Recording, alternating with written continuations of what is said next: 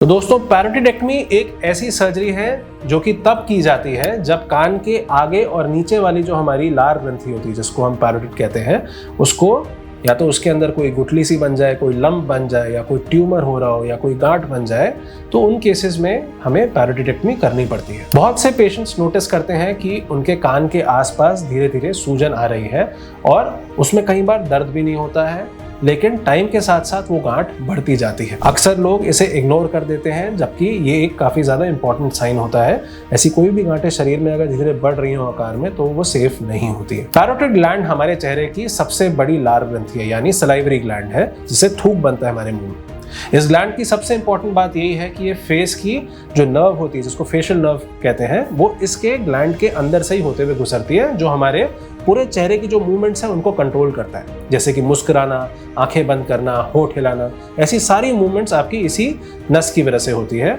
और इस सर्जरी में अगर कोई स्पेशलाइज्ड सर्जन कर रहा हो तो इस नस को आराम से बचाया जा सकता है, इसमें डरने की जरूरत नहीं होती है। और इसी वजह से पैरोटिड सर्जरीज में एक स्पेशलाइज्ड और एक स्किल सर्जन को आइडियली करना चाहिए, क्योंकि इस ग्रंथि को निकालते समय बहुत ध्यान से इस नस की सारी जितनी भी ब्रांचेस होती हैं, ये अंदर नस में घुस के एकदम से फैलना शुरू कर जाती है ना, डिवाइड होती है, तो उनको एक एक करके हमें बचाना होता है, जिससे हमारे चेहरे के जो फंक्शंस हैं वो बचे रहें। पैरोटिड ग्लैंड के ट्यूमर्स ज्यादातर बिनाइन या नॉन कैंसरस होते हैं, लेकिन इसका मतलब ये नहीं है कि इन्हें इग्नोर करना सही रहेगा। कई बिनाइन ट्यूमर्स टाइम के साथ साथ उनमें बदलाव आने शुरू हो जाते हैं और फ्यूचर में कॉम्प्लिकेशंस की कभी कभार मैलिग्नेंसीज में भी कन्वर्ट हो सकते हैं, यानी एक जो ना फैलने वाली गांठ भी फैलने वाली गांठ की टाइप की बन सकती है, जैसे हम कैंसर कहते हैं। इसलिए जब भी पैरोटिड में अगर इस ग्रंथि में कोई लंप या कोई गांठ आपको कुछ महसूस होए, तो उसको तुरंत एक प्रॉपर इन्वेस्टिगेशन कराएं और अगर जरूरत पड़े तो उसकी टाइमली सर्जरी भी करवाएं। इस सर्जरी में कई बार हम या तो आधी ग्रंथि निकालते हैं, जो कि इस फेशियल नर्व के ऊपर जो इस नस के ऊपर का जितना भी ग्रंथि का पोर्शन है, या तो हम उसको निकाल देते हैं,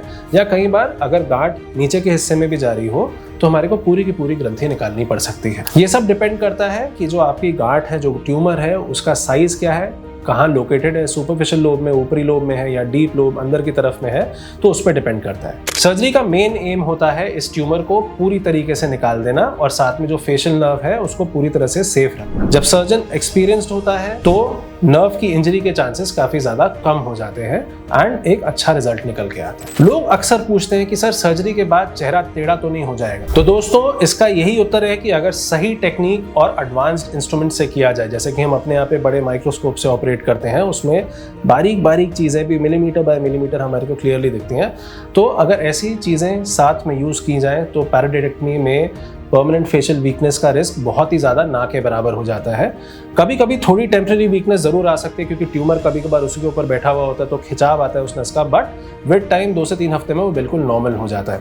कई केसेस में अगर ट्यूमर उसके अंदर घुस रहा हो, नस को इन्फेक्ट कर रहा हो, नस को इन्वॉल्व कर चुका हो, ऐसे केसेस में ज़रूर हमारे को नस काटनी पड़ जाती है, क्योंकि हमारा मेन उद्देश्य कैंसर को शरीर से बाहर निकालना है। चेहरे का जो बनावट है उसको तो हम फिर भी ठीक कर सकते हैं, बट पहला एम ही कई बार कैंसर सर्जरीज में होता है, क्योंकि कैंसर की ही सर्जरीज में जो नस होती है वो इन्वॉल्व दिखती है कई बार, तो उसको कई बार हटाना भी पड़ जाता है। सर्जरी के बाद पेशेंट को कुछ दिन तक माइल्ड पेन या हल्की सूजन या टाइटनेस थोड़ा महसूस हो सकती है, लेकिन ये विद टाइम बिल्कुल नॉर्मल हो जाता है, काफी हद तक मैनेजेबल हो जाता है 1 से 1.5 हफ्ते में। ज्यादातर पेशेंट्स कुछ ही दिनों में अपनी लाइफ बिल्कुल जैसे नॉर्मल जी रहे थे वैसे ही जीना शुरू कर देते हैं। हमारे यहाँ वत्स सेंटर में पैरोटिडेक्टमी बिल्कुल एडवांस तरीके से करा जाता है। जो सर्जिकल टेक्निक्स यूज करते हैं, माइक्रोस्कोप के हेल्प से जो हम ऑपरेट करते हैं, उससे नर्व को बिल्कुल सही तरीके से मॉनिटर किया जाता है, जिससे पेशेंट की सेफ्टी और आगे जो हमारी सर्जरी का आउटकम होता है वो एकदम सही रहता है। हर पेशेंट को एक केस के तौर पे देखा जाता है, उसको सही तरीके से इवैल्यूएट किया जाता है, एक प्रॉपर प्लानिंग करी जाती है एंड प्रॉपर रिस्क ये सब कुछ पहले से ही समझा दी जाते हैं एंड सही तरीके से ऑपरेट करते हैं। अगर आप या आपके किसी अपने को ऐसी कोई भी स्वेलिंग है जो कि कान के आसपास में है, अगर वो लार ग्रंथि की लग रही है, तो हमारे पास आके आप दिखा सकते हैं, या आप किसी भी एक्सपीरियंस्ड ईएनटी डॉक्टर के पास भी जा सकते हैं जो कि आधुनिक चीज़ें यूज़ करते हो इस ऑपरेशन के दौरान। यदि आपको ऐसी कोई भी बीमारी है या आपके किसी परिजन को ऐसी कोई बीमारी है जो कि यहाँ कान के आसपास कोई एक गांठ सी बन रही हो, ना ठीक हो रही हो दवाइयों से, तो हमारे नीचे दिए गए कमेंट बॉक्स में आप हमारे को अपने जो भी प्रश्न है वो लिखकर भेज सकते हैं। हम उनका जल्द से जल्द उनका आंसर देने की कोशिश करेंगे।